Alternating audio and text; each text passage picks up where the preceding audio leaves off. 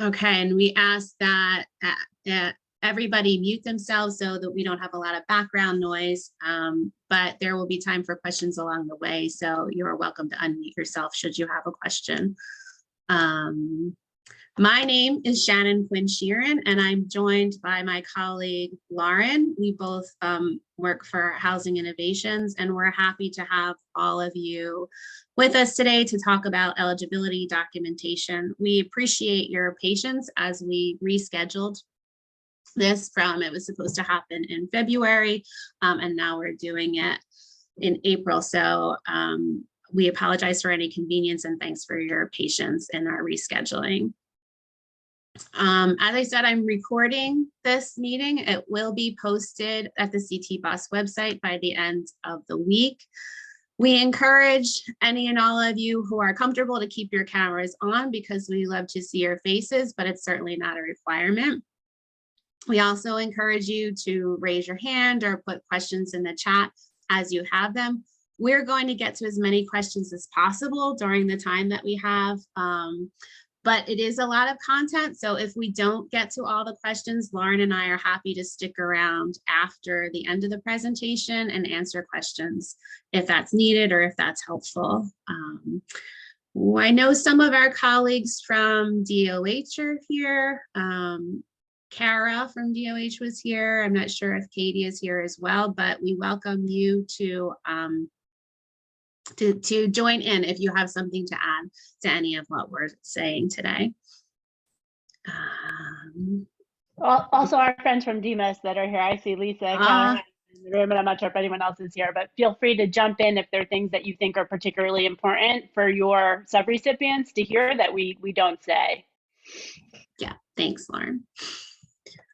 So this is our agenda, welcome and introductions. We'll talk about our objectives and the overview of the presentation, then we'll launch right into homeless verification, which is a requirement for all CT-BOSS COC funded projects, age verification, income, then we'll go into chronic, DedicatedPlus, and finally we'll have time for questions, answers, suggestions.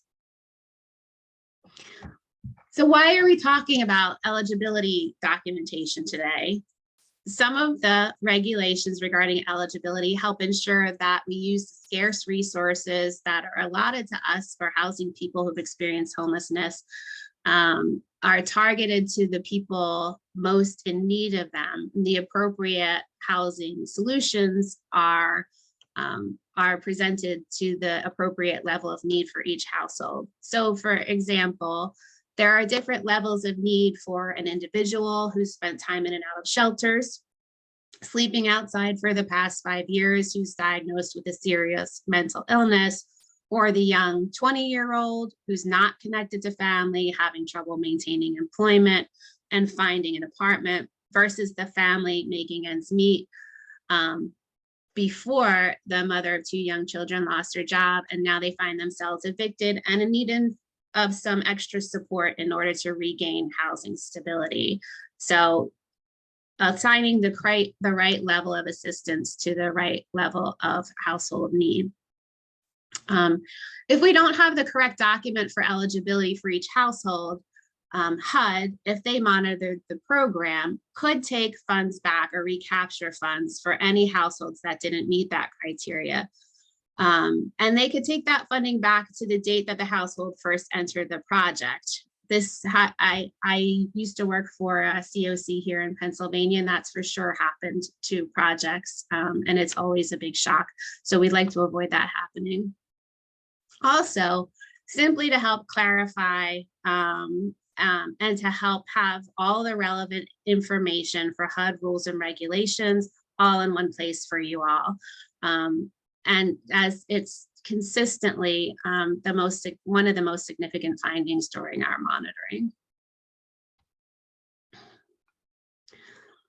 So again, many myriad rules and regulations for COC funded projects come to us from HUD. So eligibility can be complicated, misunderstanding can lead to mistakes, mistakes can lead to recapture and funding.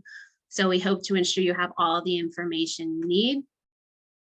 to understand the HUD regulations and requirements, and in a place where you can look it up and refer back to if it's not committed all to memory. We want to let you know which documentation is required for which project, and specify and provide examples of the types of documents or documentation that meet each requirement so that recapture can be avoided. The training is structured in such a way that we go from least eligibility criteria to most eligibility criteria. So in saying that, I want you all to feel welcome. If you work in a rapid rehousing program that's not YHDP, we're not going to be offended if you hop off when we've covered everything that's related to your programs. So rapid and transitional housing have the least requirements, which are homelessness, and for YHDP or youth projects, there's age requirements, and there are some income requirements for those programs. Then permanent supportive housing we cover that last, and that has the most criteria. So in addition to homelessness, there are additional DedicatedPlus criteria: chronicity, the length of time that a person experiences homelessness, and disabling condition requirements. So Shannon and I will cue you guys so you know, like at this point now we're going to move on to blah, blah, blah. So if you are just a rapid rehousing program and the rest of the stuff that we're going to cover isn't relevant to you, you might want to hop off now. So we'll cue you so we know you know when you might want to hop off. We're also going to talk about staff role and how to obtain all of this documentation. So in CT-BOSS, Continuum of Care, we have outreach programs, we have coordinated access network structure, and oftentimes the documentation process will begin before the person is actually at the point of entering your program. So they may come with some documentation with them. However, for the program entry staff, for the project in which the program is entering, it's your intake staff's responsibility to ensure all of the documentation is in order. And if it's not, then it's the staff's job to assist the program participant in obtaining all of the appropriate documentation. We really recommend for projects, right? Because as Shannon said, this is the biggest source of your recapture risk in these projects, that a supervisor or someone who's very knowledgeable about the eligibility documentation requirements review documentation for everyone coming into your program to make sure that you've got the documentation that you need in case HUD comes and monitors.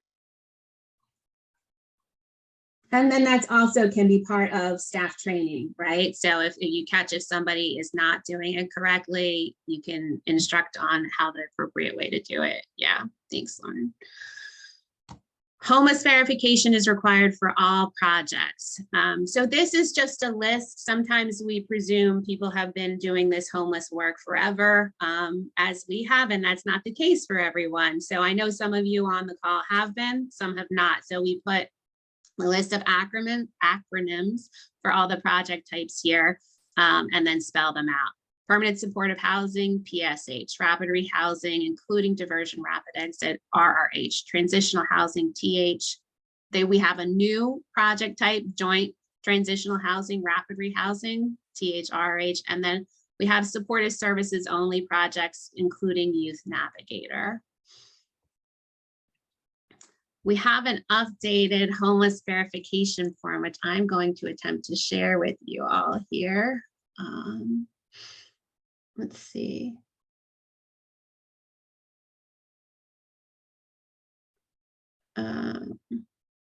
It's gone.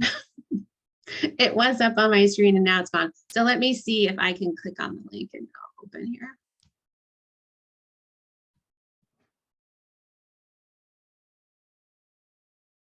Is it showing on my screen? Now I can't hear you. You're muted, Lauren. You have to stop the share because you're still sharing the presentation. So you have to Okay, stop the share and then reshare the new document.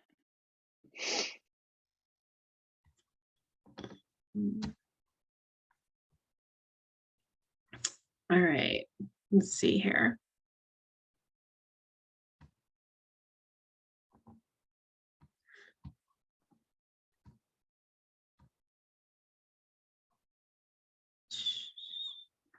Okay, here it is.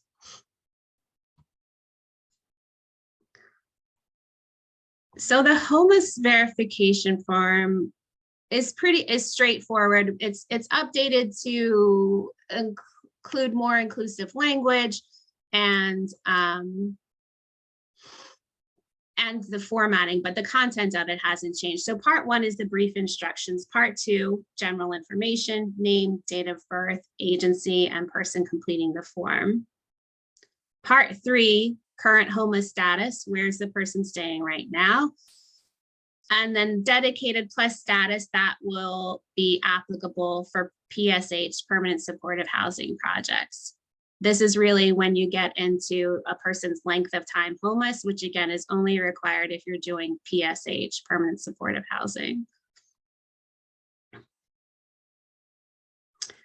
And then initial determination, what type of homelessness is this person experiencing? Signature. I wanted to please, if you're using these forms, they have a ton of really useful information in them. So read through them. Like the checkbox to certify all required documents, for instance, are attached and uploaded. This form in itself is not sufficient to verify homelessness. You need, and we're going to go through the documents coming on, but you need to attach the appropriate documents for the type of homelessness you're trying to verify, and not just have this form as proof of homelessness or verification of homelessness. It helps you verify, but it in itself is not complete verification. Final HUD determination of what type of homelessness. And then Shannon, can you pan up for a second? I just want to point one quick thing out here. So if you keep going up a little bit to this section above, right? Keep going. Yep. So this section, the initial HUD determination of homelessness, this is generally probably going to be this is going to be before the person's entering a project, right? So this is going to be usually the CAN or a navigator or someone like that that's completing this section of the form, and then go down to the next section. Shannon, thank you. So the final determination of HUD homelessness, the project that the person is entering is ultimately responsible for making sure that all the documentation is in order, right? So you can't just say, well, the CAN did that, we don't have to worry about it. We just are using what the CAN gave us. You as the project that are getting the money from HUD, if HUD comes to monitor and the documentation is insufficient, they are going to recapture that money from your agency, not from the CAN, right? So you want to make sure as the agency that's admitting the client that someone on your team has done a final determination of homelessness, checked all the documentation, make sure you've got everything that you need, and then someone at your agency is completing this final determination of homelessness. I see Deanna has her hand up. Hi, Lauren, thanks. Just a quick question. I see that it says, checkbox to certify that all required documents are attached and uploaded in HMIS. So when we finish this as the receiving project, we need to re-upload it to HMIS? I think only upload anything that wasn't already there. There's no reason to have things uploaded twice in the record in HMIS. It just clutters the record. So I wouldn't re-upload things that are already there. But if there's something new that you had to get, right, we'll talk about this later. There's often a gap between when the CAN documents homelessness and when the person's entering. And as the admitting project, you need to make sure you're verifying that the person was actually homeless still when they entered your project. So that third-party letter or that, document would need to be uploaded. But everything that the CAN already gave you, if it's already there, I wouldn't bother uploading that again. Thank you. okay, so that the rest of this is information for you to help fill out the form and information for you all to understand the requirements for each type of project, again, which is super, super helpful to have in one place. But that is that form. So I'm going to stop that share, and then I'm going to share the YHDP homeless verification form. So here's a YHDP form. It's very similar to the last form that we looked at, but there are additional helpful sections for YHDP staff. So for instance, right here, and to YHDP program for which the person's being certified, the type of program right here, check one that the person's entering, current homeless status with more parts of the definition and what they're eligible for. Checkbox again to certify all documentation verifying homelessness and age are attached, or third parties not available, and due diligence, which we're going to talk about coming up, was attempted. So there are sections here that if the person is self-certifying and staff is documenting attempts to get that third-party documentation, you can use here to fill that out.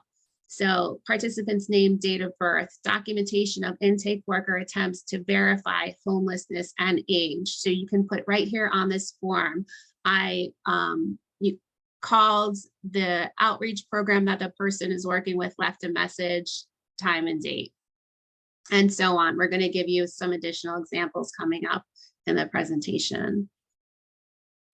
Certification that the person is homeless, at imminent risk, or fleeing, attempting to flee. So this is for the individual entering the project to fill out and then sign. And again, if you do page 2 or 3 of this, then you also, the staff needs to document attempts to obtain third-party documentation as well. Shanna, you've got a question from Luciana. Her hand Hi, is up. yeah, just a quick question. I don't know if I missed this. For the people doing the final determination, is that only for shelter, or I'm sorry, is that only for permanent supportive housing or shelter as well? No, so shelter is never funded through CoC funds. So it's the CoC project that's the person is entering. So it could be a permanent supportive housing project. It could be a transitional project.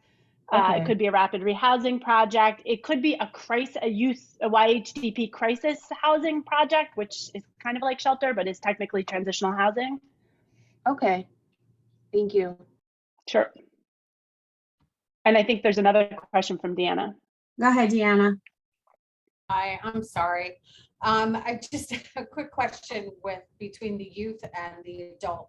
So I know the definitions for homelessness for youth can be a little bit different. They don't actually have to be literally homeless. If someone were to age out of like youth funding, say someone was in rapid rehousing or whatever the case may be, and be put up and transfer into adult PSH, would their homeless definition carry over to PSH, if that makes sense? No, I mean, the person would have to be dedicated plus in order to qualify for PSH. So the admitting you have to follow the eligibility rules for the admitting project. So in your example, the admitting project is PSH. The person has to be dedicated plus in order to be eligible for PSH. So there aren't going to be a lot of youth that qualify for PSH.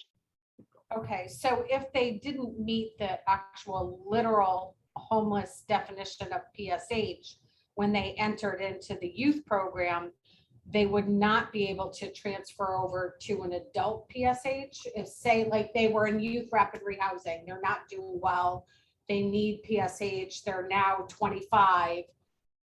Could they come into to PSH? Yeah, it's the same rules that apply, right? Like, so the person, in order to qualify for PSH, has to, from rapid, like in order to qualify to move from rapid into PSH, the person has to have been dedicated plus at the point that they entered the rapid.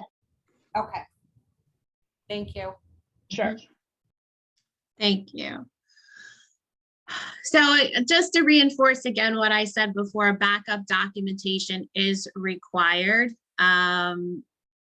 So note the places on the forms where we say that, and backup documentation can be a screenshot of an HMIS record, a third-party letter saying, yes, I am an outreach worker and I did work with this person. They were experiencing homelessness. Or you complete the self-certification and the due diligence sections of the YHDP form as appropriate.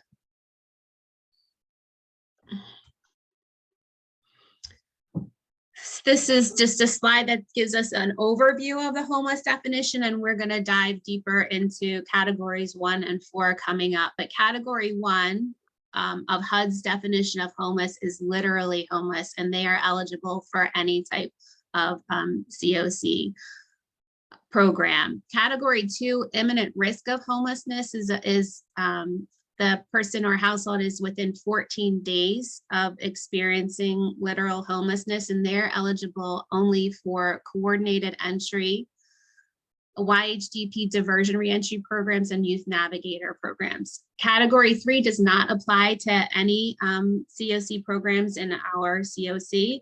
Category 4 is fleeing, attempting to flee domestic violence, and they're eligible for these program types here, listed here, including coordinated entry. And category 4 is a requirement for DV bonus rapid rehousing, and then also the new THRRH, joint transitional housing rapid rehousing DV bonus type of program that we have in our CoC. We're going to go through in the upcoming slides some eligibility limits that may apply in some cases. This is an overview of some of the rapid rehousing eligibility, because there are some additional requirements and nuances related. So YHDP rapid rehousing and joint THRH project, category 1 and category 4 are eligible. YHDP, for all YHDP, no member of the household can be older than 24 at project entry. And at the time of annual review, I want that clear on all these income requirements that we're talking about. So it's not for project entry, it's at their 1-year anniversary. The gross annual income of the household must be below 50% of area median income. Excuse me. DV human trafficking. Yeah, go ahead. Oh, sorry, there are a couple questions in the chat box. I just wanted to make sure that people know that I did put the slides in the chat box. So there's a link to the slides. The slides are on the training page of the CT Boss website, so you can find them there at any time. And then there was a question about the update to the form. So the form was updated on February 8th, 2023. So you should start using the form. If you haven't already started using the form, you should start using the new form. Get rid of old versions of the form. I wouldn't worry about, like, if you admitted somebody on, March 1st and you use the old form, as long as the backup documentation, you've got the backup documentation, I wouldn't go back and insist that the new form get completed for someone. Just start using the new form right away if you're not already using it. Sorry, Shannon. No problem. Thank you. So the DV human trafficking rapid rehousing is also a DV bonus type of project. So eligible HUD categories is category 4 DV, and they have the same gross annual income, time of annual review requirement. All other rapid rehousings have that same income requirement. An ESG is a little bit different. If it's an ESG rapid rehousing program, the income requirement is below 30% AMI. And I think that's all I'm going to say on that slide. So these categories of homeless, according to HUD, category 1 is considered literally homeless. It's the definition most commonly used for the majority of CoC-funded projects.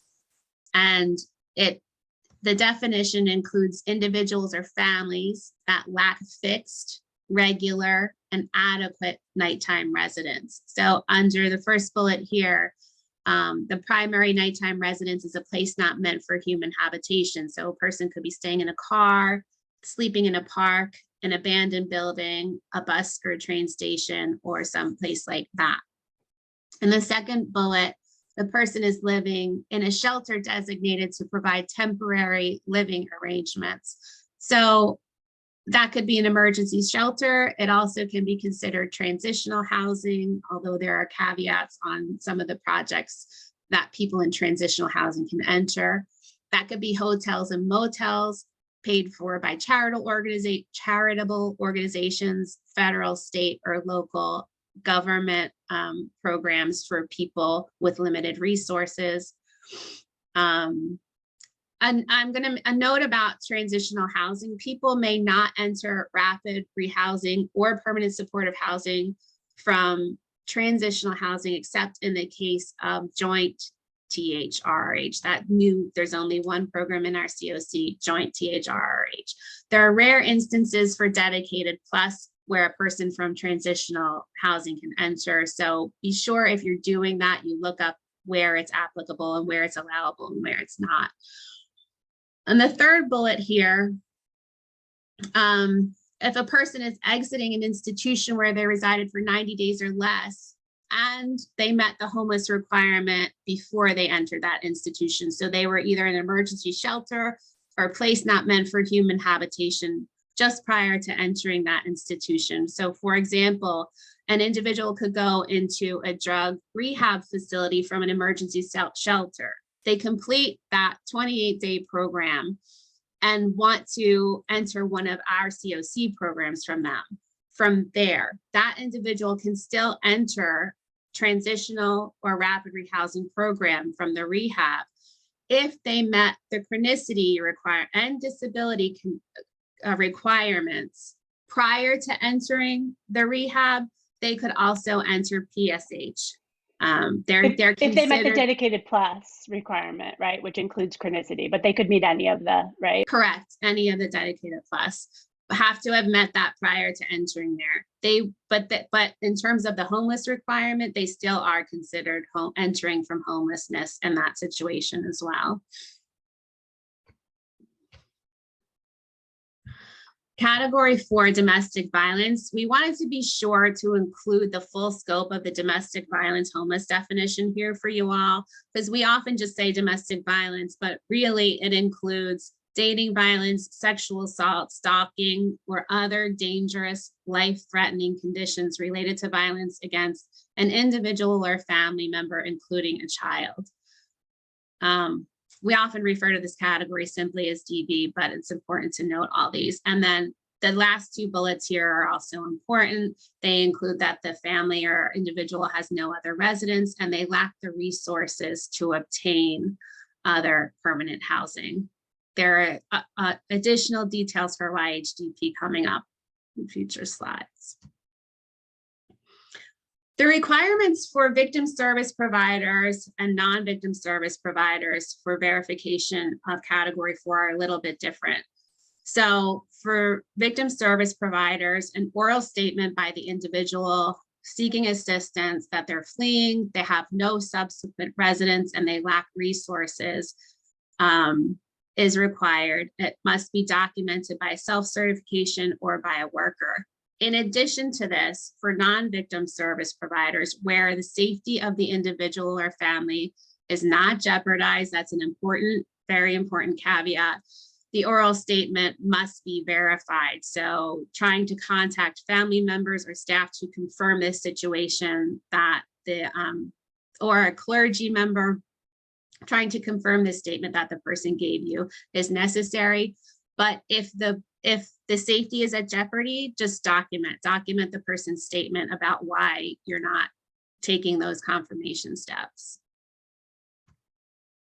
At each step of the way, I want to say, document what you're doing. Every attempt that you're making, every statement that the person is making to you, document those. And we use all of that as backup when we're looking for eligibility verification.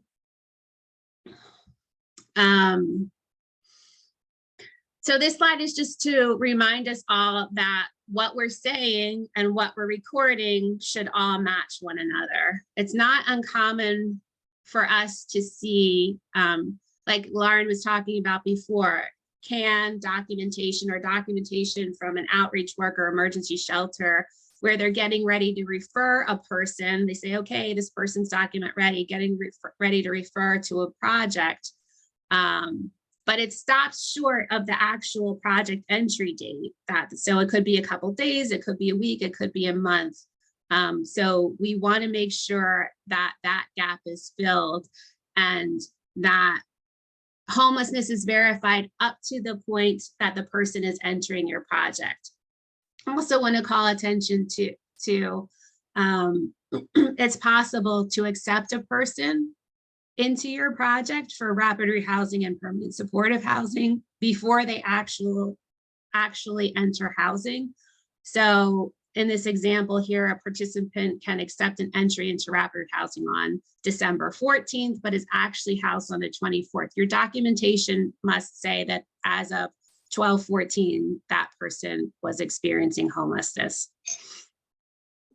And we want all your documentation to match. So if your verification of homelessness is a screenshot of HMIS showing that a person was in an emergency shelter, then we want to see the field in HMIS or in your comparable database that says the person's prior living situation. That response is going to be emergency shelter.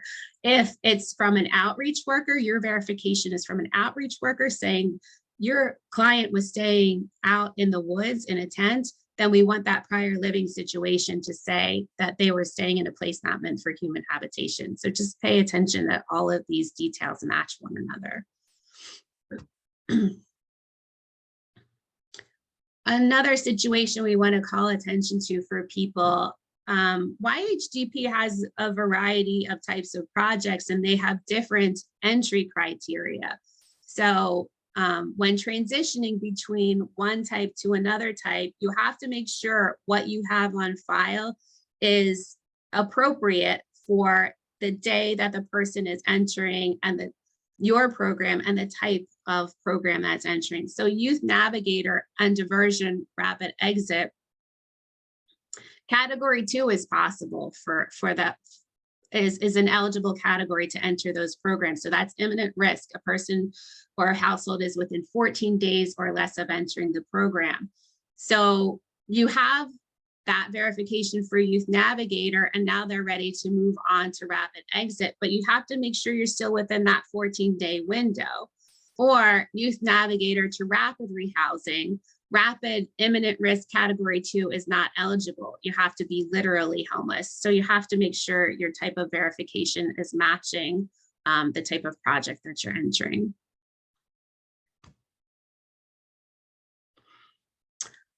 Homeless requirement.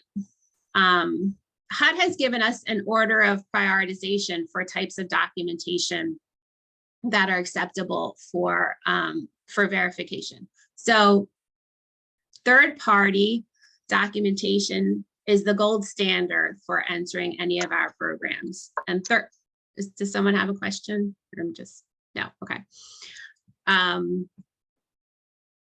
So third-party could be HMIS enrollment, a screenshot in an emergency shelter program up to the date of project entry, screenshot, or otherwise save a history of the person's enrollment in the client's file. Third-party can be a letter from a shelter, drop-in center, warming center, soup kitchen, outreach worker, or a letter from another community member, a neighbor, clergy member, counselor, that type of thing, who can verify the person was living in a place not meant for human habitation. I'm going to say more about these in the next slide, but any of these letters must be, if appropriate, on agency letterhead. They must be signed and dated. Sometimes we see these letters without dates. That's not so helpful. And they must include the name and the title, if that's appropriate, of the signer. So the community member example, if you're using that, the community member must have physically observed the place where the person's residing, and the intake worker must use their professional judgment regarding the reliability of the statements and document that professional judgment. Requirements are more flexible for housing providers. Third-party providers may document homelessness even if the encounter with the individual was in another setting. They haven't seen the actual place where the person is living, but they work in a soup kitchen, a drop-in center, a doctor's office, and they're indicating in their letter to you why they believe the person was experiencing homelessness during the time that they're certifying and that they're verifying. The next two examples here are for PSH because we're establishing a timeline of homelessness, not just that they're homeless upon a person's entering the program. So the provider must specify each month of the encounter, the living conditions, and the nature of the conversations indicating the person was homeless. Third-party documentation may not be provided for months when the provider didn't encounter the person at all. And where the provider didn't observe the place the person resides, they must state why, again, in their professional judgment, they believe the person to be homeless.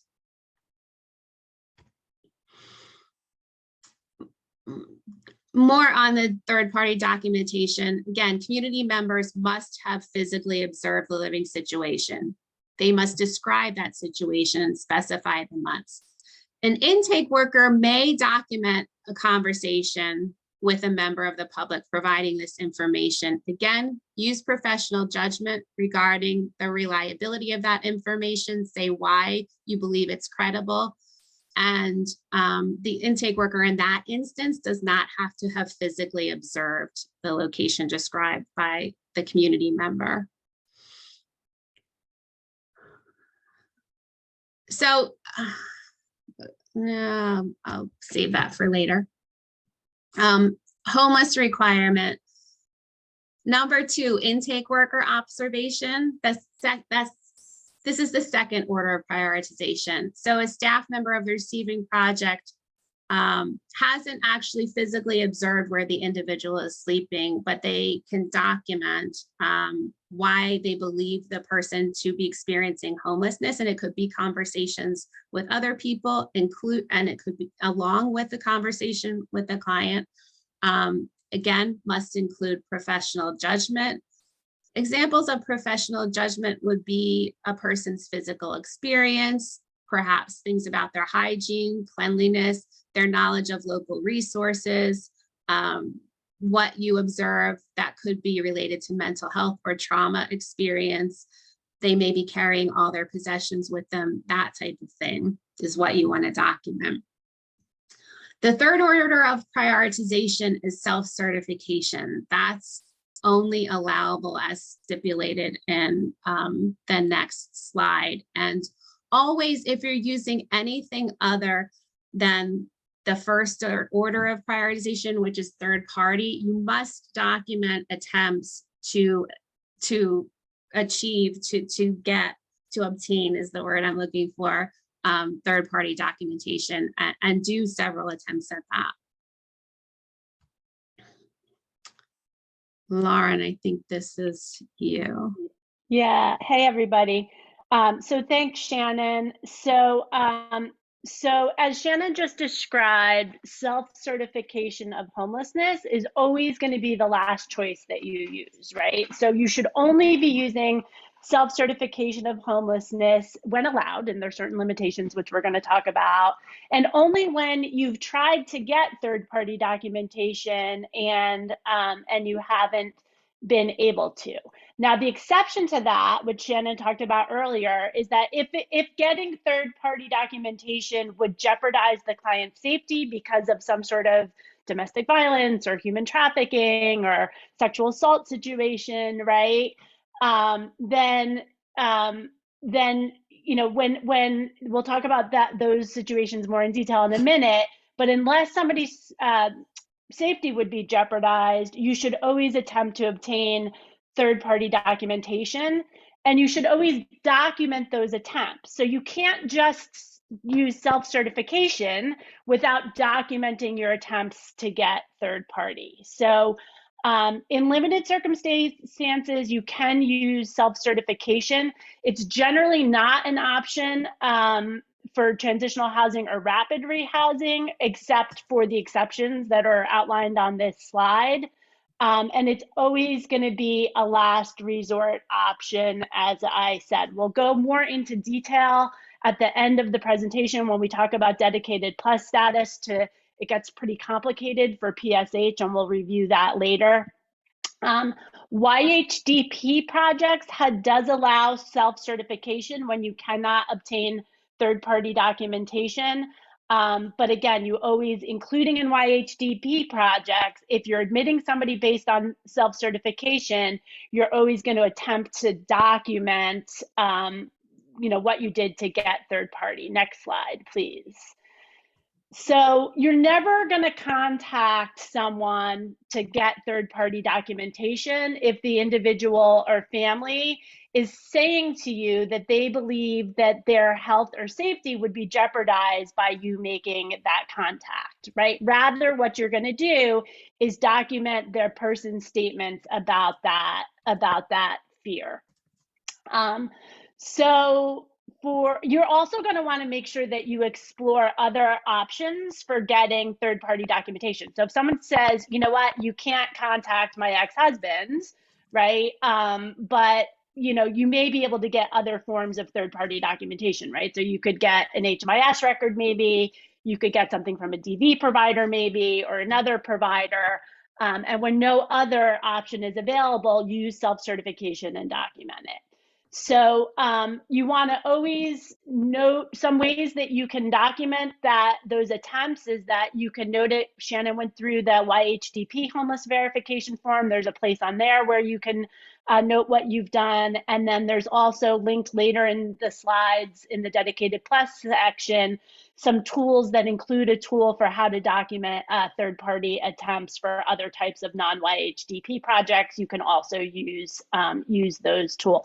You can also just make notes in the client's case file, but beware of that because those can be hard to locate later. So if you're going to be documenting in case notes, what you probably want to do is print those case notes, attach it to the homelessness verification form, and upload all of that in one place in HMIS so that it's going to be easy to find if we come and monitor or HUD comes and monitors later. Okay, next slide.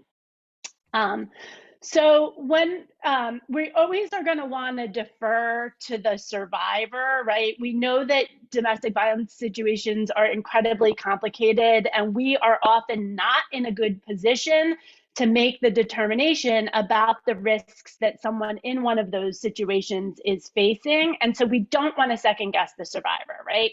Rather, we want to assume that they're the expert in their own situation, and that if they tell us that it's unsafe for you to reach out to somebody to verify homelessness, that you just take that at face value, right? Don't second guess it, take it at face value and document that that's what they've told you. We really want to take this stuff seriously because I know none of us would ever want to do anything that could get someone hurt or even killed.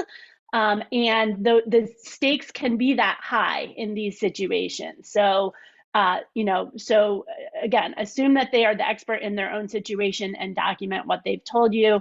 There's a link on this slide to some resources from the National Network to End Domestic Violence. There's some good information in there about the different kinds of circumstances that somebody may qualify under category 4. So we encourage you to check out that link. Next slide, Shannon.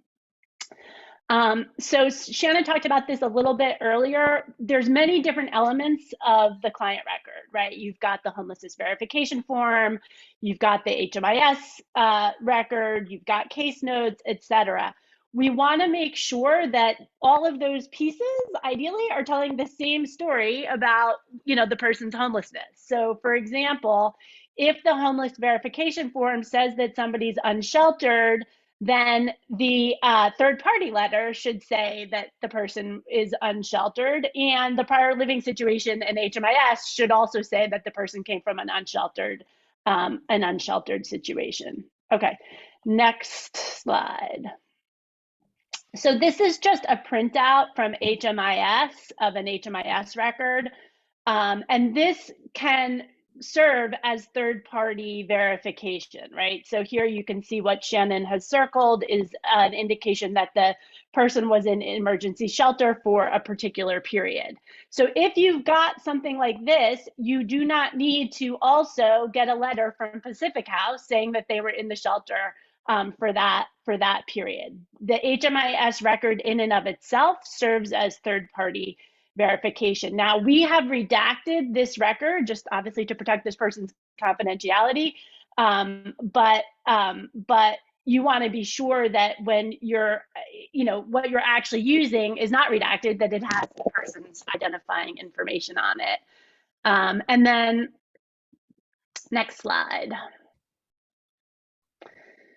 So these are some simple sample letters that Shannon created. Thank you, Shannon. And they're available on the CT Boss website. They're in our resources section under eligibility resources, and they're also linked here on this slide. Shannon, somebody had asked earlier for the link for this, so I don't know if you can drop that link into the slide to these letters. Yeah. So thank you. So a couple things to note about these letters.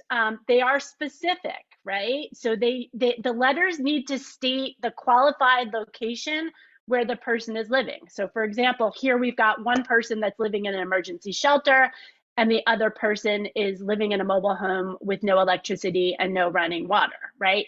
A lot of times when we monitor, we'll see letters that say something like, he's been homeless for many years, right? That is not sufficient. The letter has to specify the period that the person is verifying and the basis on which you are making that verification. So for example, it's got to say something like, he's currently staying at our emergency shelter and has been there since February 1st of 2023, or he's currently living under a bridge and our outreach team has encountered him there several times this month. It's important that the letters be that specific. All right. I think we have a couple of questions in the, do we have questions in the chat? Are we good? No, I think Sam was just reminding us that for safety purposes, people can also be connected to Safe Connect, and she put the phone number or text number in the chat. So thank you, Sam. Thank you, Sam, for that super important information. Okay, so we're going to do a couple polls to make sure you guys I know this stuff is dry and we apologize. We're going to do our best to make this as interactive as we can, and we're going to do a poll now.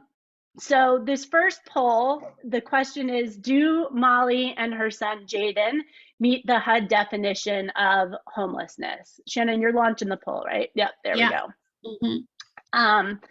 So Molly and Jaden were evicted and they live with family for the past year. They've been moving from place to place and they are currently camping in a tent in the woods. Based on that information, do Molly and Jaden qualify under HUD's Category 1 definition of homelessness? So I'll give you another 15 seconds or so.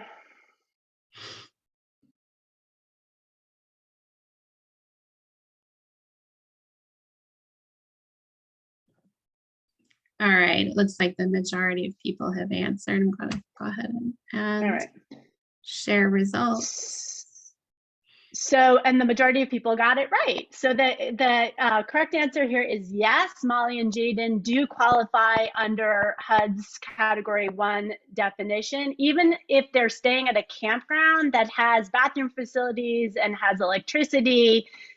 People who are living in a tent are always going to qualify as unsheltered homelessness unless that tent was erected by the government or a nonprofit agency to serve as emergency shelter, and it's got like kitchen facilities and bathroom facilities and electricity and all of that stuff, then they would qualify as sheltered homeless, but they're still homeless. So generally speaking, if someone is living in an RV in a campground and that RV or campground has water, electricity, bathroom facilities, sewer service, right, and a way to prepare food, they're going to be considered sheltered homeless. If someone's living in an RV and it doesn't have any of those things, they're going to be considered unsheltered homelessness.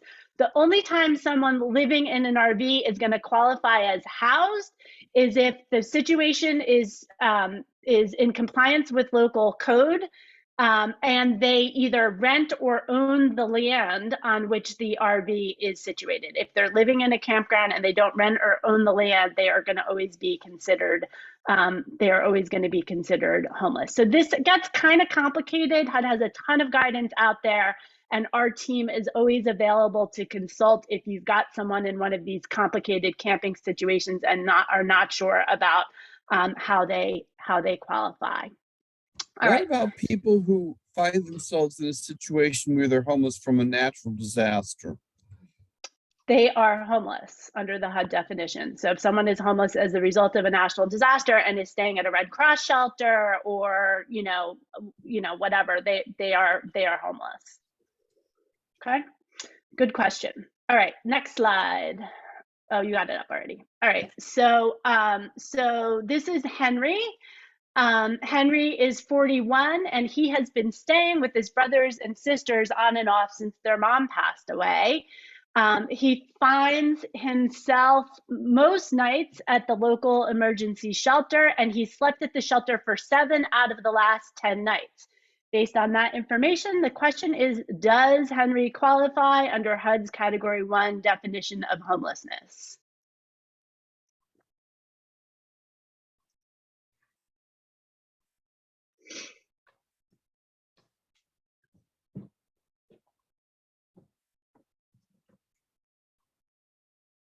All right, I'll give you a few more seconds till I end. It looks like the majority of people have answered. Okay, here we go. All right, so we're going to say yes to Henry. This is a little bit of a gray area, unfortunately. 70% of you agreed with us that Henry qualifies. As Shannon said, HUD says that you've got to document homelessness up to project entry. They don't go into more detail about exactly what that means. So the most conservative interpretation of that would be literally on the date that they enter. We think with someone like Henry, like clearly this guy, he's sleeping in shelter most of the time.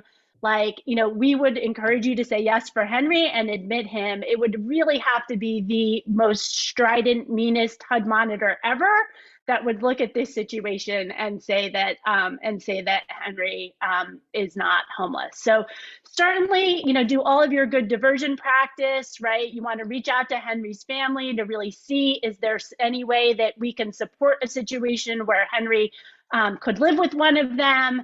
But if not, and shelter really is Henry's only viable option, then we should admit Henry. He really is spending most of his time in shelter. All right, next slide. So this is Sherry, and Sherry's 61, and she's been living under a bridge on and off for about 3 months. And she does occasionally couch surf with some friends, and outreach staff are working with her regularly. They've gotten her into a rapid rehousing project, which we're really excited about for Sherry. And they're helping her to look for housing right now. So she's been admitted to rapid rehousing and they are looking for an apartment. She's staying with a friend on the day when the outreach worker encounters her in the park and tells her that they've got a lease signing appointment next week. They found an apartment and the landlord's moving for lease signing. Is Sherry going to be eligible to move into that unit under HUD's Category 1 definition?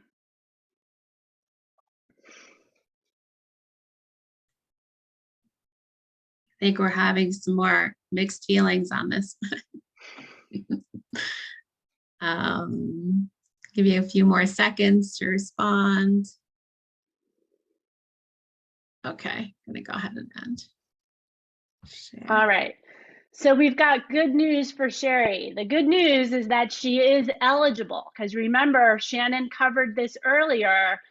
She has to be homeless at the date of project entry. You do not have to re-verify homelessness. So oftentimes in a scattered site project like rapid rehousing or our scattered site PSH, someone's going to be admitted to the project, right? But then you've got some time during which you're looking for housing. So Sherry can be doubled up once she's been admitted to the program, because you don't have to verify homelessness before lease signing. You have to verify homelessness before project entry. So once she's admitted, you're good. You don't have to do anything else. All right. I think I am passing it back to Shannon. You do?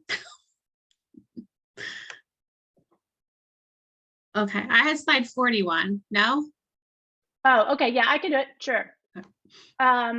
So this is, so the, we're going to talk a little bit about income verification. So we are required at project entry for transitional housing, except for YHDP crisis housing, and at annual recertification for rapid rehousing to verify income.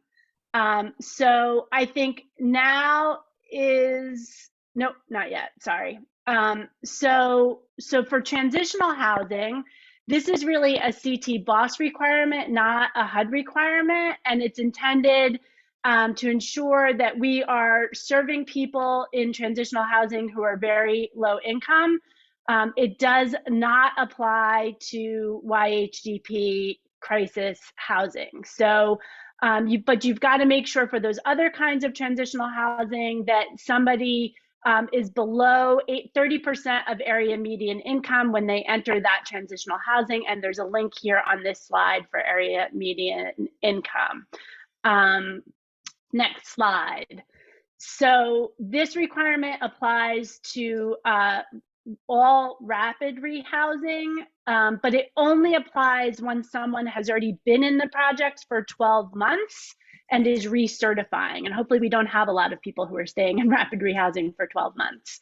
Hopefully they're moving on before that. So it does not apply at project entry. So you don't have to do this when someone is entering the project. You do have to do this when someone's been in the project for 12 months and you're recertifying them. So for CoC-funded rapid rehousing, at that 12-month mark, they have to be below 50% of AMI.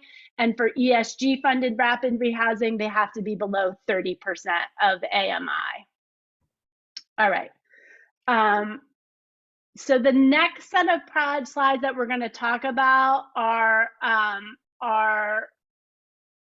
related to YHDP projects. And then we're going to talk about at the end, the PSH project. So feel free to hop off now if neither the YHDP content nor the PSH content applies to you. All right. So this is the category 2 definition of homelessness. So in CT BOSS, folks that meet category 2 are only eligible, as Shannon said earlier, for coordinated entry, supportive services only projects, for YHDP diversion and rapid exit projects, and for YHDP youth navigator programs. And in order to qualify as category 2, they've got to meet all of the conditions on this slide. So they've got to be losing the place where they're staying within 14 days of their application for assistance. They have to not have another place where that they can go, and they've got to lack the resources and support networks in order to obtain another place. Next slide. So, and then you've got to document, if you're qualifying somebody under category 2, you've got to document that they meet all 3 of those elements, right? So you've got to document that they're going to lose their housing within 14 days. So that could be something like, a letter from the person, that they're staying with saying that they can't stay there anymore.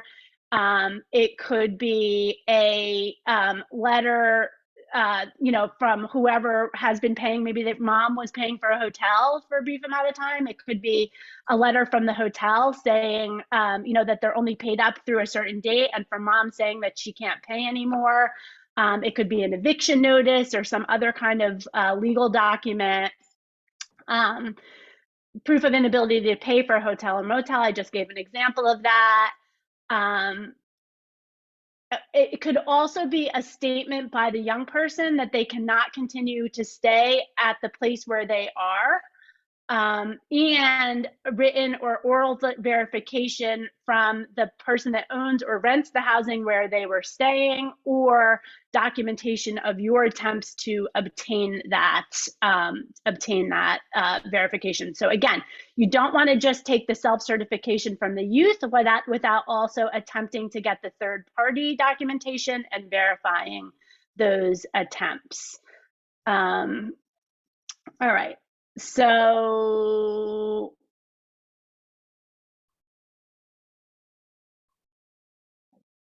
this is, I think, just a reminder, you know, so it's good diversion practice. We talked about this a little earlier, right? That if you've got somebody that is staying with someone else, right, you want to reach out to that person where they're staying, not only because you need to verify that they can't stay there anymore for third-party homelessness verification purposes, but also because it really is good diversion practice, right? Because maybe there is something that you could do to help support that placement and to help that young person be able to return to that placement.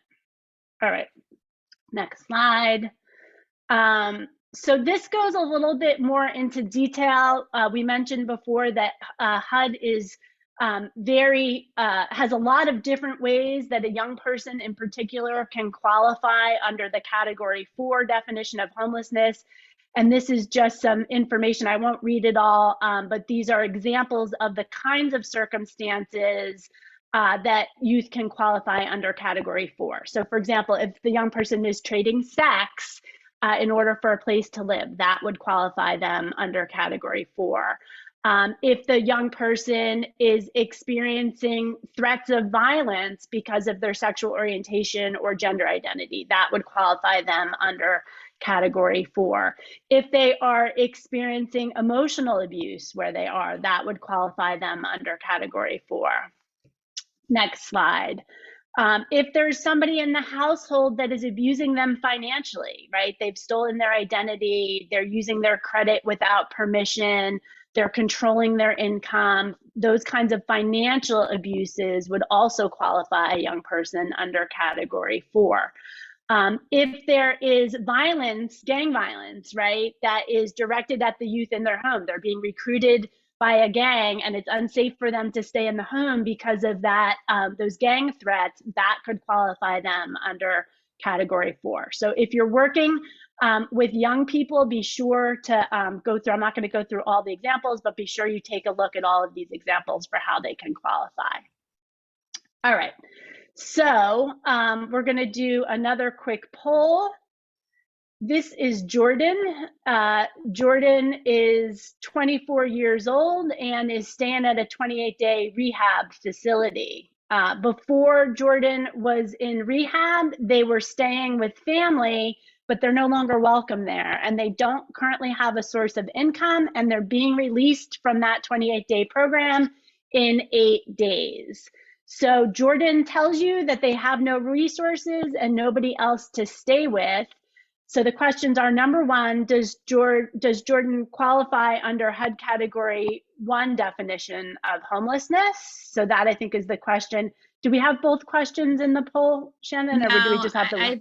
There's some kind of snafu with the poll on this one. Okay, no worries. We'll just do it orally. So we'll start with that first question. Yeah, so even though the poll says Lila, we're asking this for Jordan. Oh, okay. That's I apologize. That's okay, no worries. Okay, so I'm gonna give you all a few more seconds to answer. Looks like a fewer than half.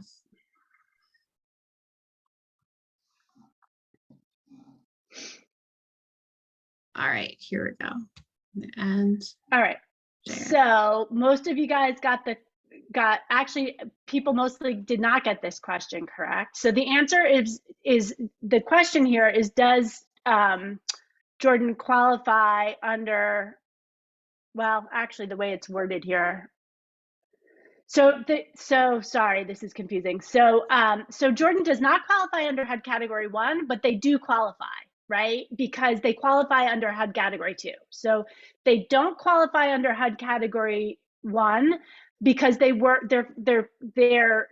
not literally homeless prior to entering rehab, right? But they do qualify under category 2 because they're losing their nighttime residence, right? They're no longer going to be housed in rehab in the next 8 days, it says, and they've got no way to pay for another place to go and no other place to live. So Jordan qualifies under category 2 and could get assistance from the YHDP Diversion and Rapid Exit Project. They could get assistance from the Youth Navigator Project, and they could get assistance from an SSO Coordinated Entry Project. All right, Shannon, now Yes. I think I'm turning it over to you. I think you're right. Yeah, let's go. Okay. Age verification. So age verification is required for all YHDP projects, including those that are listed on this slide. The HUD YHDP requirement is for the person to be aged between 18 and 24. So for YHDP, you may not enroll participants that are under 18 unless that person is emancipated. And at project entry, no member of the household can be older than 24, although there's no age limit post-project entry. So you have a person in front of you who's 24 and their birthday is, they're going to turn 25 next week, but they're entering the project today. That's fine. They can stay in your project through the duration of what your project allows, rapid rehousing or depending on the type of project, but you don't have to discharge them when they turn 25. You can keep them in your project as long as they were 24 at project entry. This is a type of documentation that you can use for age verification. Obviously, a birth certificate, passport, government issued ID, driver's license, naturalization certificate, a DD-214 or military service record, other legal document. Self-certification is used as a means of last resort verification. And as we've said before, you must document efforts to obtain third party and assist in those efforts to obtain the third party documentation. So again, you can self-certify age and homelessness for YHDP. Document all your efforts on the form that's linked here that we showed you earlier, YHDP homeless verification forms to obtain third party. If you're able to obtain documentation later on during the person's enrollment in your program, go ahead and add it to your program file. A reminder about safety again, because we can't remind you too much to honor a person's fear and their story about their own experience. So never contact somebody for third-party documentation if the person or family believes their health or safety will be jeopardized by contacting, and always document the person's statements about their fear when they're telling you it's not safe to reach out for third-party verification. So some examples of what attempts to verify homelessness and age would be, and we listed the dates here as follows. On January 5th, the participant reports that he's fleeing domestic violence in his most recent home share with a boyfriend, and that contacting the boyfriend to verify homelessness or returning there to get his birth certificate and driver's license would be dangerous. On January 6th, I called Mrs. Jones, the owner of the home where the person reported living prior to the boyfriend's place, to explore if the participant might return. Left a voicemail. On the 7th, I contacted Mrs. Smith, the participant's grandmother, to get a copy of the birth certificate. And on the 15th, I helped the participant apply for a duplicate of his driver's license. These are all good, solid examples of attempts to verify a person's homelessness and age. We're going to do another round of polls about YHDP assistance. So this is Lila. I don't know if you can relaunch that poll that I did inappropriately before. I think we have a question though, right? Back about, it was said that every PSH receiving referral from Rapid, the precondition, you would need to meet the chronic or dedicated plus criteria before. Isn't that only if the CAN has other candidates that are chronic or dedicated plus? Therefore, if the CAN only has literal homeless, not chronic or dedicated plus. Let's hold Rob's question until we get to dedicated plus section of the presentation, and I'll in between now and then I'll look at it. Okay, sounds good. Thank you. Okay, so Lila, she's 16. She lives with her mom in a family shelter. They need help to rent a place, but the regular rapid rehousing programs in their area are only helping people who are chronically homeless. They have been in a shelter for 6 months. Are they eligible for YHDP assistance? Give everyone a few minutes.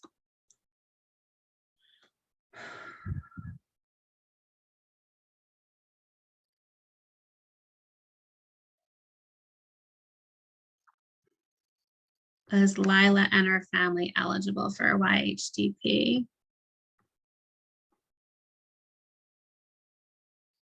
All right, I'm going to end the poll and share the results. Okay, so y'all were right. The answer, the majority of people were right. The answer is no. Lila and her mom are not eligible for YHDP because Lila's mom is over 24. If anybody in the household is over 24, then they're not eligible for YHDP assistance. No, but I think may qualify. Yes, they are category 1, but not YHDP assistance. Someone said in the chat. Okay, so next. Sam is 20 and has been trying to stay away from his parents' house ever since local gang members started showing up there to recruit him. He's been crashing with his friends, but their parents won't let him stay more than a couple of nights. They're telling him to go home, but he's afraid.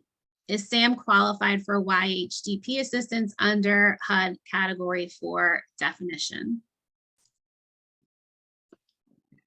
Sorry, I'm having technical difficulty here. Oh, there we go. Back. Sam, launch. There we go. All right, Sam should be up now. Yep, Sam is up.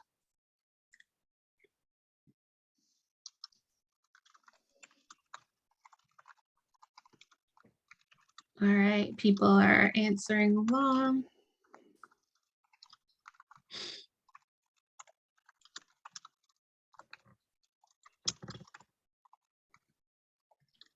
All right, looks like we have a little over half.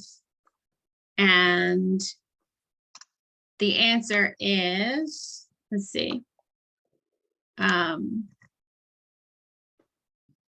88% answered yes, and that's right. Sam is eligible under category 4, and therefore he's eligible for all types of YHDP assistance in Connecticut. Next. Next is Ray. Ray's mom insists on continuing to use his birth name and pronouns. Ray's mom is emotionally abusive, regularly calling him names, making threats, and tearing him down. He feels unsafe at home, but is not sure where he will go. Is Ray qualified for YHDP assistance under the HUD category 4 definition? So the poll is up.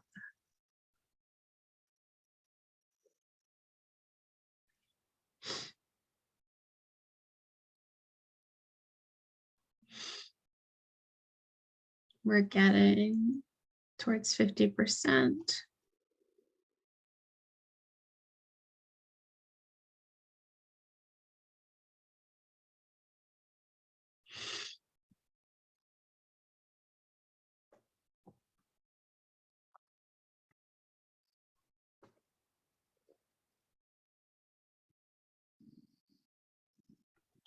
Okay. y'all got this right as well. Yes, Ray is eligible for YHDP under category 4 because Ray is afraid and is experiencing abuse at home. Then he does meet the qualifications. My question is, if someone's claiming abuse, this might sound like it's crazy, but would you have to prove that there is actually abuse occurring? No, you don't need to prove that there's abuse occurring, right? So if somebody is claiming that they are, you know, threatened, that they are afraid for their safety, that then you're going to take them for their word. They don't need to prove it, nor do you need to prove it.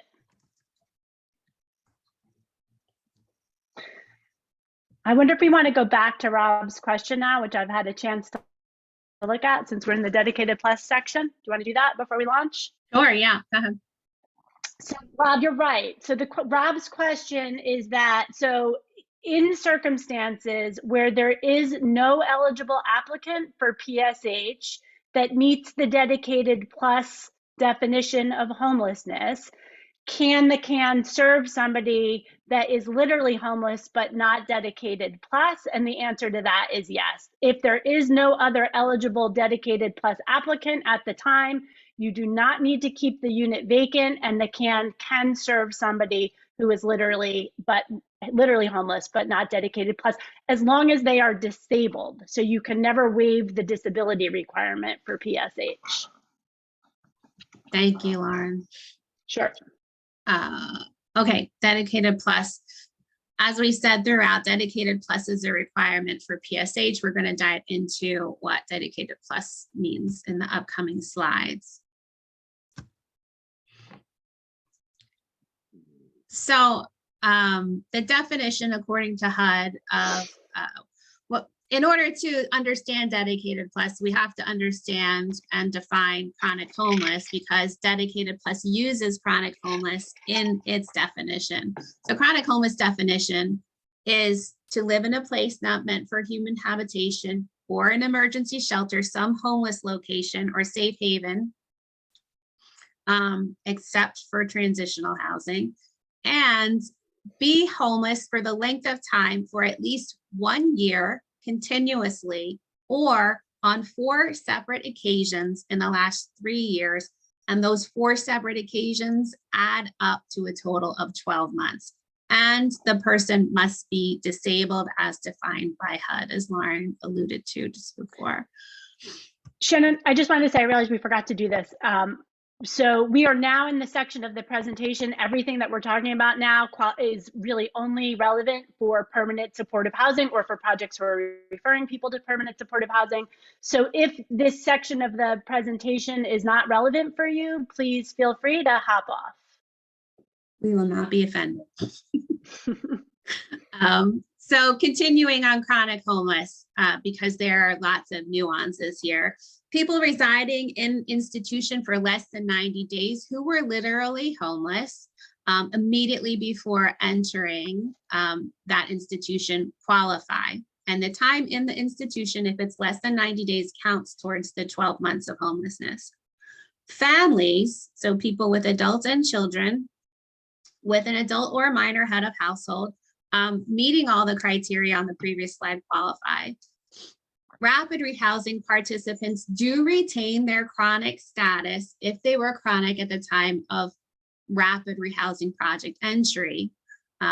So it is possible to go from rapid to PSH if you were chronic before you entered rapid rehousing, and but your time in rapid rehousing does not count towards chronic homelessness.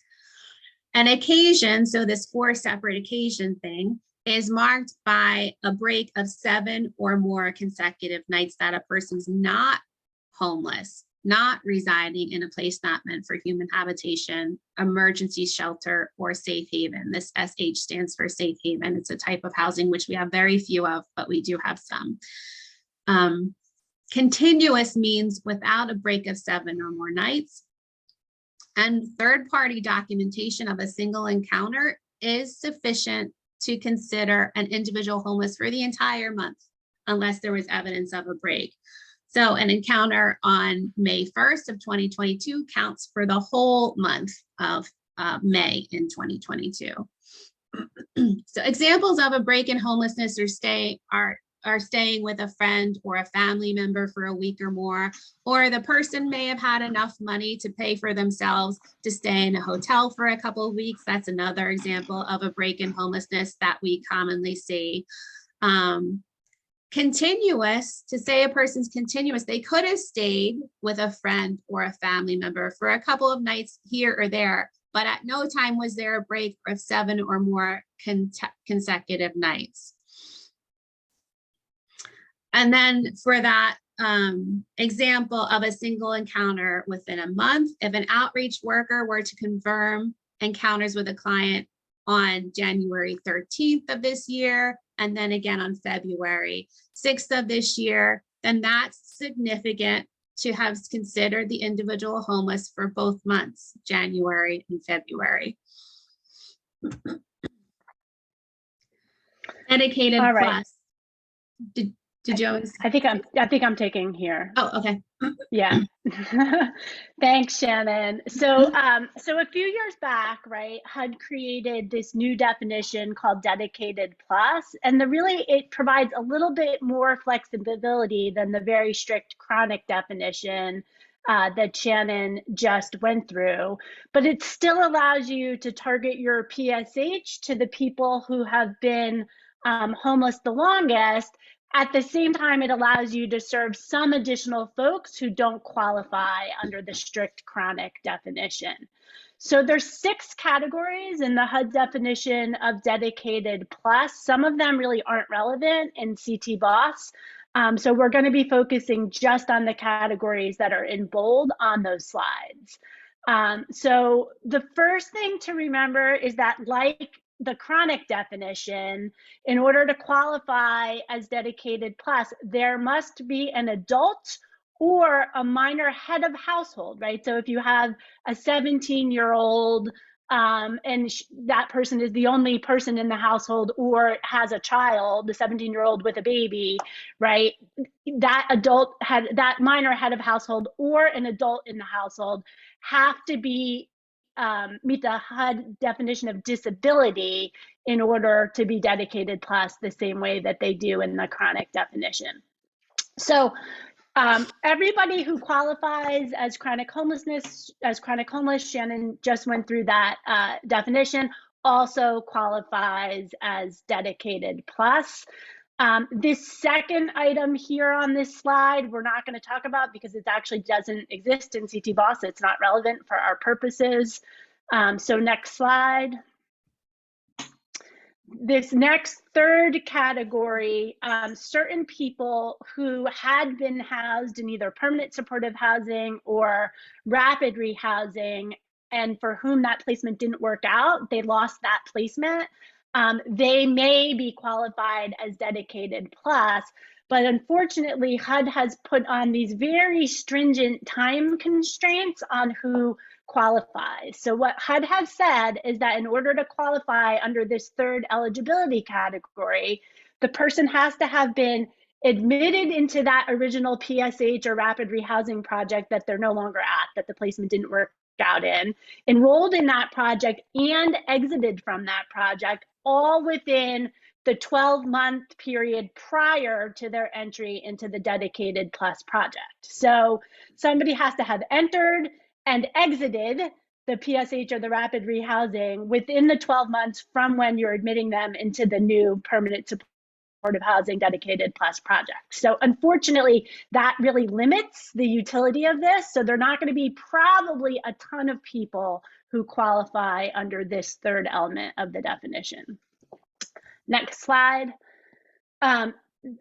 Number 4 is going to be very rare in Connecticut balance of state because we've only got, as Shannon said earlier, one joint TH rapid rehousing project, and that's a new project.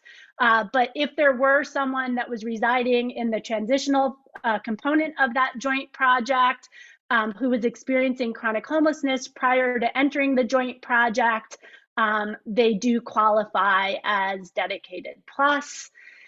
This fifth element of the definition is probably the one that's going to be the most useful for you to qualify people who wouldn't otherwise qualify as chronic.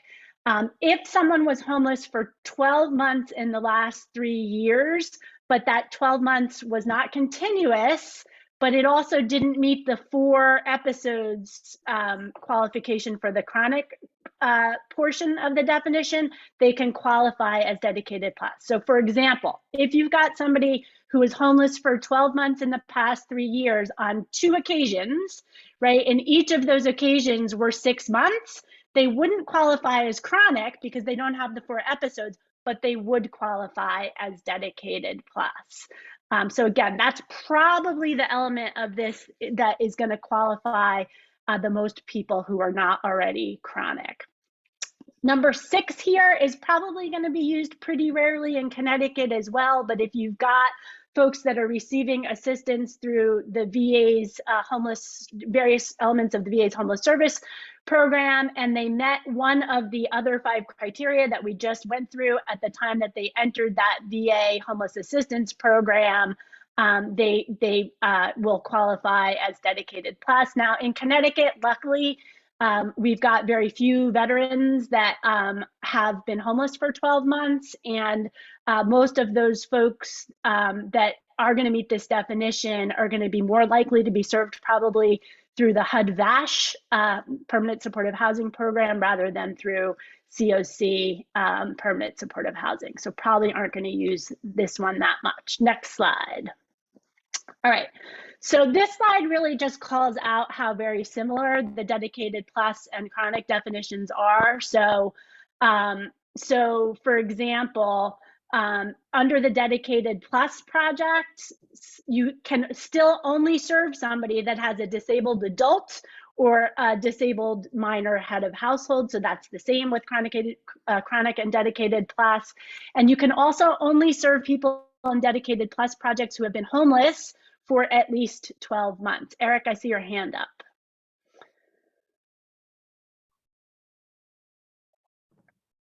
Oh, Eric, we can't hear you if you're talking. I don't know if you maybe accidentally rose your hand or you're muted. No, sorry, I was muted. I thought I muted myself. Sorry.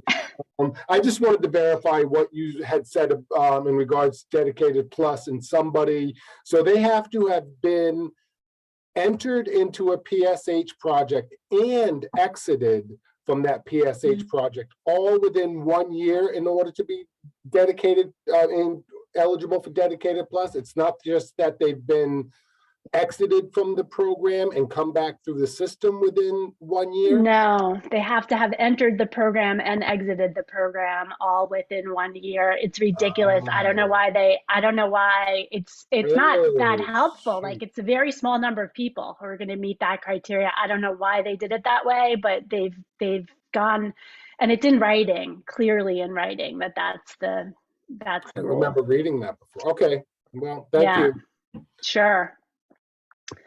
All right, next slide. So, the really two main the two main things that are going to be useful about the dedicated plus definition that you're going to be able to qualify some more people. This is the main one, right? So you're going to have people who have been homeless for at least 12 months over 3 years, but it's not continuous. And they have been homeless on fewer than 4 occasions. So like that 6 month example I gave, or maybe they were homeless one time for 5 months and another time for 7 months, right? So it adds to 12, it's just not 4 episodes. That's the most useful part of this definition, likely for most of your cans. And then the second one is that one that Eric and I were just talking about, which is that they're going to be a small number of people who did not make it in their previous PSH or rapid rehousing placement, and they were placed in that original project and exited from that original project within 12 months, and they are going to still qualify as dedicated plus. All right, next slide. So, wait, did I skip one? Yeah, go back one, Shannon. Sorry, I was one behind. Yeah, there we go. No, no, that is, sorry, guys. Yeah. That is the one that I just did. Okay, yep, so the next one.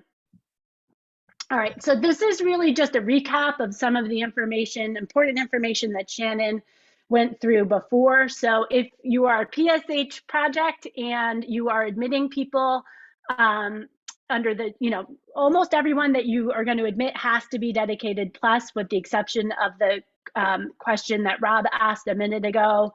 If you've got no eligible PSH, no eligible dedicated plus people in your can, but for the most part, everyone that you admit has got to have this type of documentation in the record, and that as the admitting project, it is your responsibility to make sure that this documentation exists in the record. You want to make sure that they are actually homeless at the time that you are entering them into the project. So again, if there's a gap between the documentation that the can gathered, right, maybe 2 months ago, the can determined this person was eligible for permanent supportive housing, but there wasn't a vacancy at that time. So there's a 2-month gap between when the can made the referral and when you're actually entering into your project. You've got to make sure that you fill that gap and that you document that they were actually homeless at the time that they entered your project.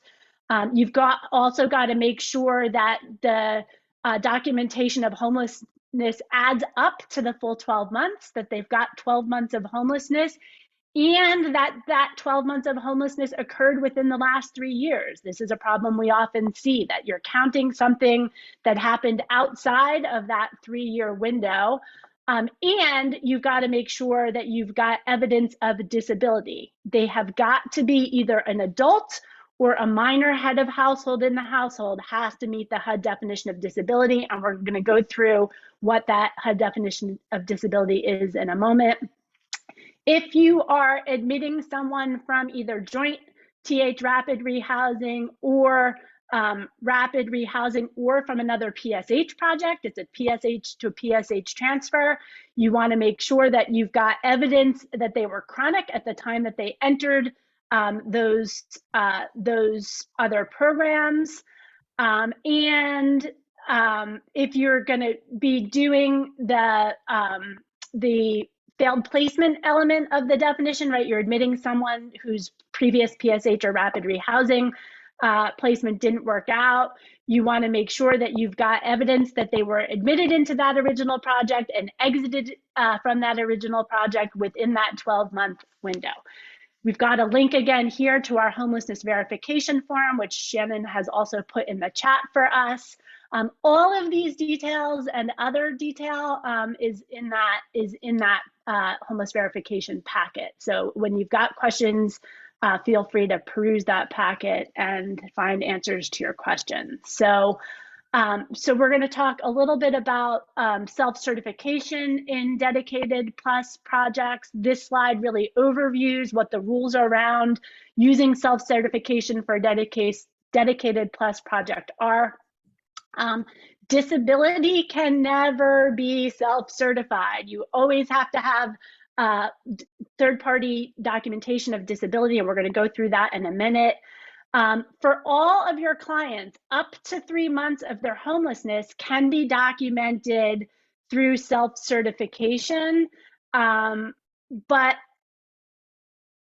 you can only use self-certification for more than 3 months for up to 25% of the households served by a project during the operating year, right?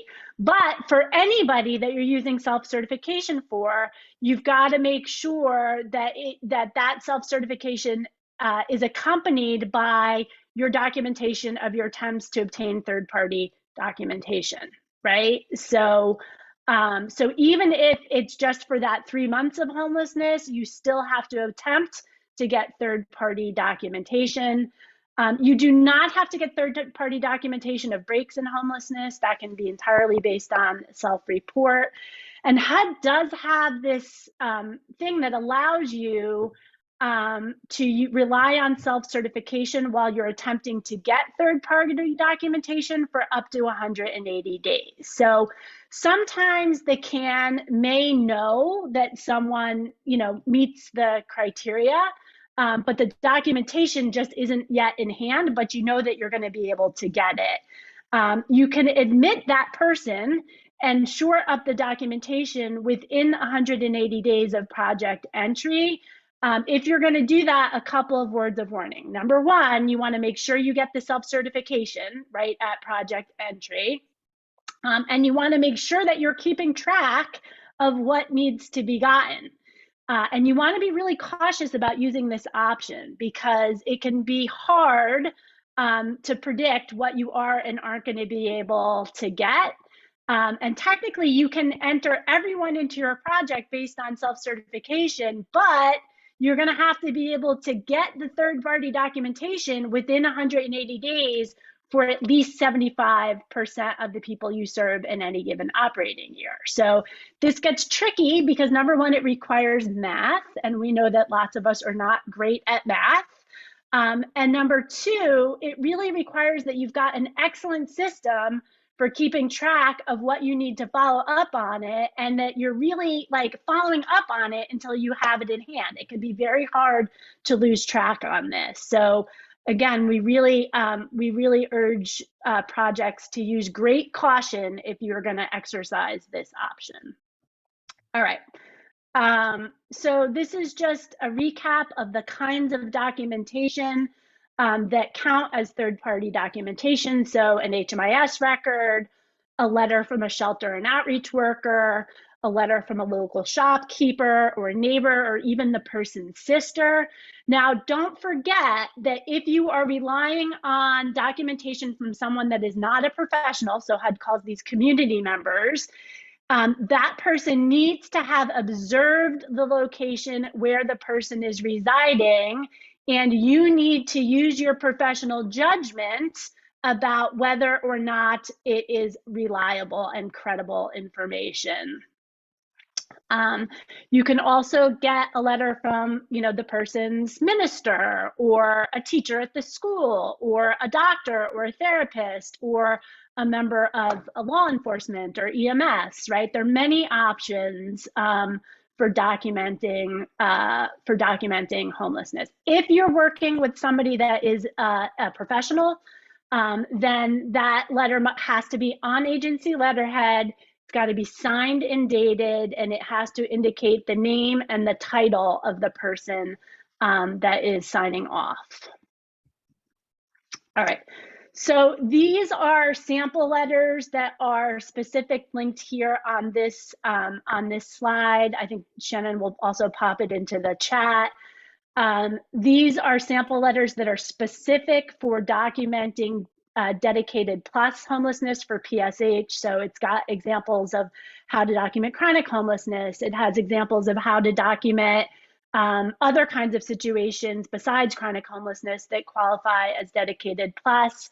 This is where I mentioned earlier, there's a format that you can use to document your due diligence to obtain third-party evidence, as well as a template for participant self-certification of homelessness. Now, these specific formats, these specific tools are optional.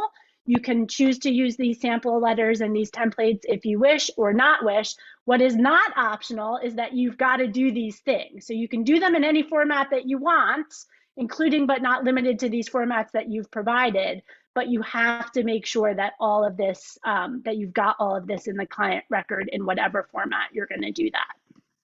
All right. So disability. So HUD always requires disability for every PSH project. There is no exception to that. You can only admit people who meet the HUD definition of disability into your PSH. And remember, disability can never be self-certified. And since all of our PSH in CT-BOSS is DedicatedPlus, you're going to need to have an adult or a head of household in the household who is disabled. So a disabled child does not qualify the household as DedicatedPlus unless that child is an unaccompanied youth and is themselves the head of household. So We also recently updated the disability verification form. It was also updated back in February of 2023. If you are not already using this updated verification form, please start to use it. It is linked here on this slide, and Shannon will pop it into the chat. The changes are really even more minor than the changes on the homelessness verification form. It really is just, we made some of the language more person-centered. There's no change in the definition or the documentation requirements or the process. So this is the HUD definition of disability. It has not changed. It's been the same definition for as long as I've been doing this. So it's a physical, mental, or an emotional impairment. It includes a disability that's caused by alcohol or drug use, post-traumatic stress disorder, or a brain injury, and it's got to be of long continuing or indefinite duration. That disability has to substantially impede somebody's ability to live independently, and the disability has to be able to be improved through more suitable housing conditions.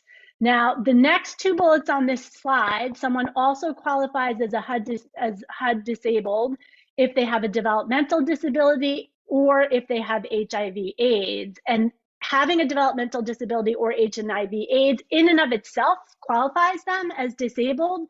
They do not, in addition, have to meet those other three bullets under the bullet above, right? So just DD or AIDS in and of itself is enough. If it's not DD or AIDS, then they have to meet the long continuing or indefinite duration, substantially impede the ability to live independently, and could be improved by provision of more suitable housing. They've got to also meet those three elements of the definition. Now, at the bottom of this slide, this is important. If you are a DMIS permanent supportive housing project, which most of our PSH portfolio is, in addition, the qualifying disability has to be either a serious mental illness, a chronic problem with alcohol, drugs, or both, both SMI and some sort of SUD, substance use disorder, or it has to be an HIV/AIDS related disability, right? So other types of disabilities do not qualify for DMIS PSH. Now, DMIS did just determine, this is good news, that for the projects that were just recently funded under our unsheltered and rural SNOFA, which those projects are not yet open. We don't know when they're going to be open, but when they do open, DMIS is going to use the broader HUD definition of disability, and those projects will be open to anyone that meets the HUD definition of disability, even if they don't meet the more restricted typical DMIS definition of disability. I think we had a hand up. Yeah, Deanna, but I think you answered my question. Thank you. Thanks, sorry Deanna. about that. Thank you. Oh, no worries, no worries. All right, so there are 4 ways that you can document somebody's disability. So the first way is a written verification from a licensed professional. The disability has to be within the scope of that professional's license to diagnose and treat the disability. And that written verification has to say that it meets all of those elements of the HUD disability definition. So use the disability verification form that we have provided that is required for our projects, and it meets those criteria. So an example is if you are an LCSW, right, you can sign off on a serious mental illness or a substance use disorder, right? But you cannot sign off on an HIV diagnosis because you are not, as a licensed clinic, that's a medical diagnosis, right? You are not, as a licensed clinical social worker, licensed to diagnose and treat HIV. So the second option here is the person has been determined by the Social Security Administration to be disabled. So you can get a ward letter from the Social Security Administration, something in writing that shows that the person is receiving SSI or SSD benefits is sufficient. Now, it's important to note that the HUD definition of disability is much broader than the Social Security definition of disability, right? So just because someone's been denied by Social Security 10 times for disability, they may still qualify under the HUD definition. So being determined by the Social Security Administration to be disabled is an option, but they do not need to meet the Social Security definition of disability to qualify for permanent supportive housing. All right, next slide. If someone has been determined by the Veterans Administration, the VA, to be disabled, they also qualify as HUD disabled, and similar to what we just said for Social Security, you just need something in writing from the VA that says that they have been found to be eligible for a VA disability payment. And you can technically admit somebody based upon your intake worker's observation of a disability, as long as you get the actual documentation within 45 days of project entry. Now, we really, really, really urge caution on this one. Unless the person has a VA disability determination or a Social Security determination, I would not use this option, because it can get it's very difficult to get somebody, as you know, often to a clinician that can sign off. So unless you know for sure that they are going to meet and you're going to be able to get that documentation from the Social Security Administration or the VA, I would not use this option. All right, next slide. There's a question in the chat. If we have an award letter from Social Security, do we need a verification of disability? And I think the answer is no. That's correct. Good question. If you have an award letter from Social Security for a disability, right, not retirement benefits, but for a disability, then that's all you need. You don't also need the verification of disability. All right. So when someone is transferring from a rapid rehousing to a PSH project, right, you may not have known at the time that they entered rapid rehousing that they were disabled, right? That might be why you were serving them in rapid rehousing instead of PSH. It became evident while they were in rapid rehousing that they were in fact disabled. You need to get the documentation of disability before you enter them into PSH, but that documentation of disability need not be dated the date of entry into rapid rehousing. So this is a question that comes up, and HUD has responded to it in writing. So I just clarified, if it's a DEMIS program in that example that we talked about before, they do need something in writing to state that it's a DEMIS eligible disabling condition. Yeah. Correct. So DEMIS, the state auditors will look at that when they audit. We'll look at that when we audit. When we monitor. But HUD's not going to look at that. But DEMIS will look at that. So you want to say on the disability verification form, there is a place where you can put additional detail about someone's disability. So that's where you would do that. All right. Whew. We're almost there, guys. All right. So we're going to do a couple more polls, and then we're going to wrap up. So our first poll, showing that you're launching the poll, right? Yeah, I'm getting, yeah. So is this a HUD qualified disability? So this is Troy, and Troy has had a hard time keeping his job because of anxiety and depression, and he has been denied Social Security benefits 3 times. He's working with a licensed clinical social worker who can verify that he is disabled, that disability is expected to be of long continuing or indefinite duration, that it substantially impedes his ability to live independently, and then it could be improved by more suitable housing. Does Troy meet the HUD definition of disability?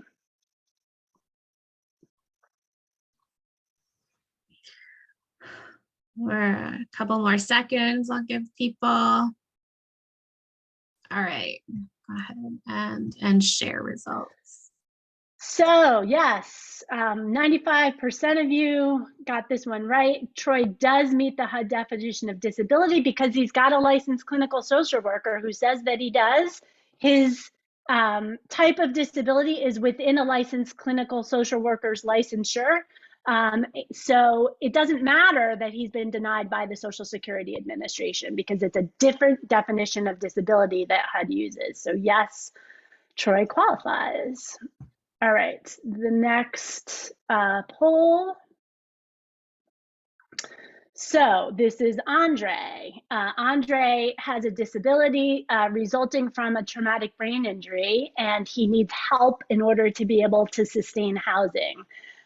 Who can sign Andre's disability determination? His doctor, his licensed clinical social worker, or either one?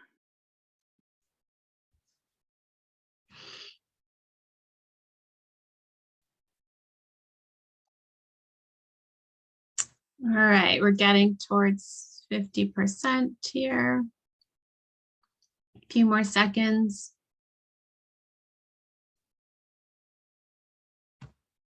Okay.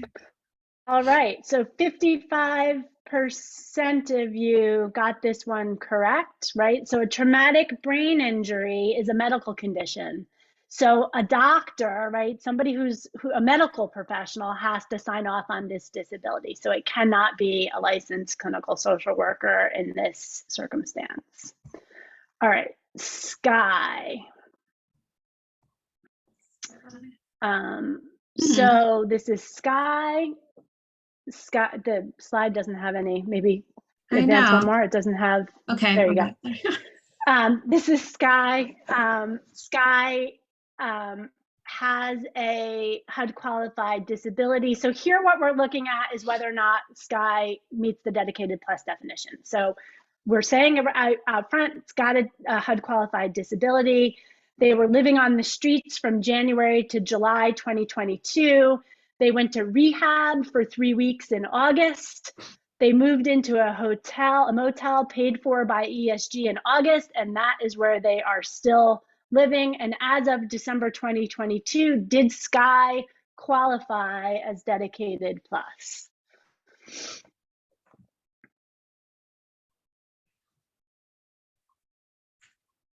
All right, 30%,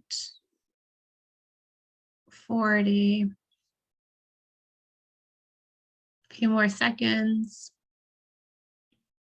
All right. All right, so the answer here is yes. So Sky, will go through each of the elements, right? Sky is disabled, so they meet that criteria. Sky is currently homeless because they're living at a hotel, and that motel is being paid for by ESG, which is the Emergency Solutions Grant. So that's a government funding stream. So they are currently homeless. Does Sky have 12 months of continuous homeless or 12 months over 3 years across multiple episodes? Yes. So Sky was living on the streets. So that's category 1, and they were living there from January to July. So that's 7 months.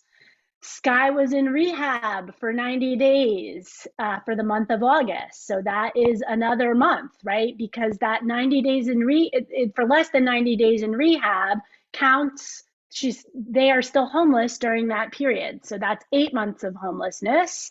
And then they have been living at the motel from September to December. So that adds up to 12 months of continuous homelessness from January to December of 2022. So Sky is dedicated plus. They're actually chronic. All right, next example. The Reed family. There we go. All right. So the Reed family lived in shelter from January to May of 2021. Then they moved and they were staying with family in North Carolina. They returned to shelter in Connecticut of June of 2022, and they remain in shelter in December of 2022. Their oldest child is disabled and receives Social Security SSI benefits. Do they qualify as dedicated plus?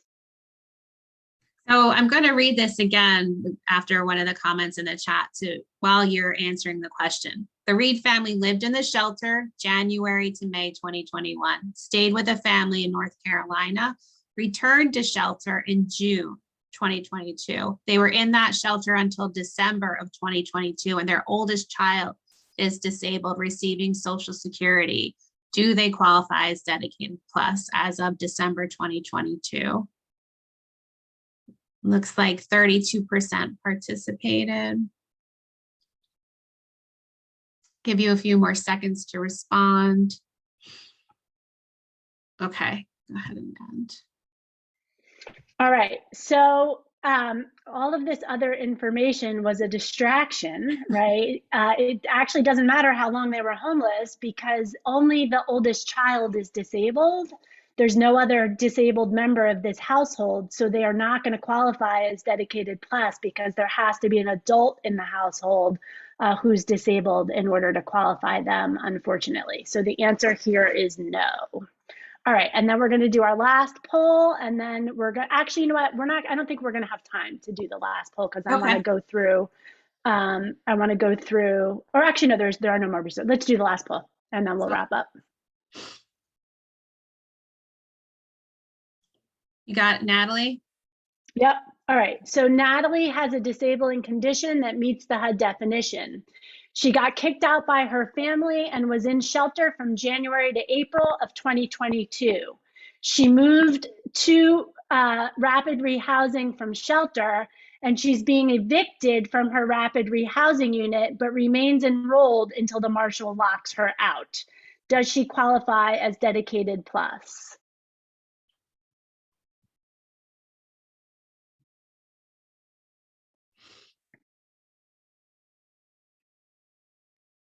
All right, a few more seconds to get people responding.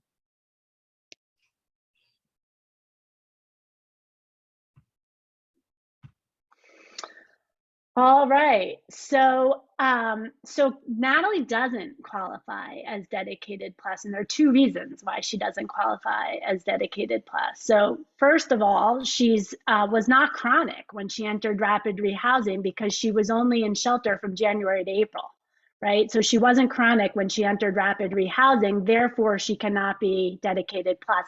She's also still currently housed, right? She's living in her rapid rehousing unit. She's in the midst of an eviction proceeding, but she's still enrolled in rapid rehousing and she's also still currently housed. So she doesn't qualify as Dedicated Plus. Now, with Natalie, what we want to do is we want to try to help her move to a different rapid rehousing unit before she gets evicted, both to avoid the eviction being on the record and to also keep Natalie housed. So that is the end of our slide presentation. We got in just under the 2-hour mark. So we thank you guys for being with us today. Shannon and I will hang out for a little bit to answer any questions that we didn't get to. So please feel free to stick on if you would like. We are also always available to you guys if you've got questions. We know that this stuff is really complicated. And we're always happy to help if you've got questions. So this is my contact information and Shannon's contact information. It is a beautiful day. So I hope that you guys enjoy this beautiful day and that you get out and get a little bit of sunshine today. Thank you, everyone. I'm going to stop the recording. Thanks, everybody. Have a great day. Yeah. Thank you.